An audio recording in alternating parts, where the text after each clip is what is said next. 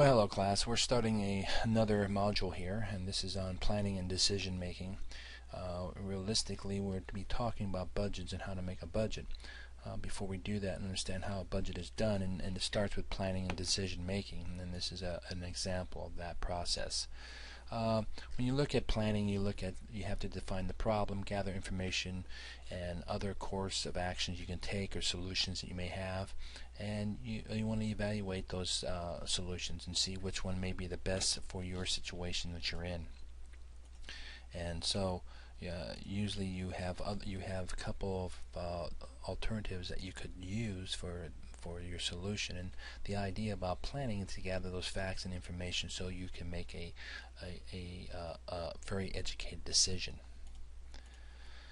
In the second part, deciding, you choose which decision that you're going to make. You set up your goals and objectives to do that, and then basically once you've decided, you'll be able to go ahead and make your choice on what's the best choice for you in your situation.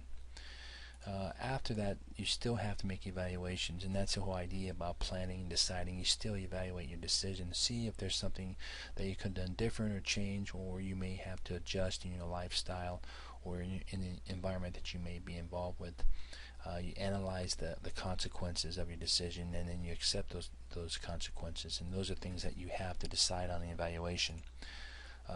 Let's kind of walk you through a decision-making process of Jackie here. Basically, she defined the problem that she wants to buy a new car, and so she has to, okay, that's a problem she faces. She wants to buy a new car, so let's gather the facts. As she look at the facts, what she can do to get a new car, she look at the thing, maybe I need to get a part-time job, maybe I have to work more overtime, ask for a raise at work, bank loan options, look at the banks, how much it would really cost me per month, and if it can fit into my budget. Bank of Dad, which sometimes people use. Not recommend that you do that. Being a dad, I know that. And of course, self-worth too. As you get out in the world and you make your decisions, you want to be able to do things on your own. And self-worth is another thing you look at when you start making decisions for yourself. So view the budget, see what she can afford. As she looked over her budget, she made a decision on what she can do, and so she makes a decision that basically out of those choices that she has to decide, she found out, well, self-worth is very important to her, that she can do this on her own, and so basically she found a great rate at the bank that fits in her budget and does not extend her. And so basically then she goes to the bank, sign the papers at the bank, she places her name on the dotted line, and she's off to the races. After it's over, she looks at, she evaluates the consequences. She realizes making more money at work still is important, and she still will continue to do that. She got a great interest rate at the bank. That's a plus to help her in her monthly payment. She makes payments each month, and it falls within her budget, and she still has enough money to set up an emergency fund in case something goes wrong. So she walked through the process of making that work for her. She accepted the consequences that she wants to live within her budget and still able to save money.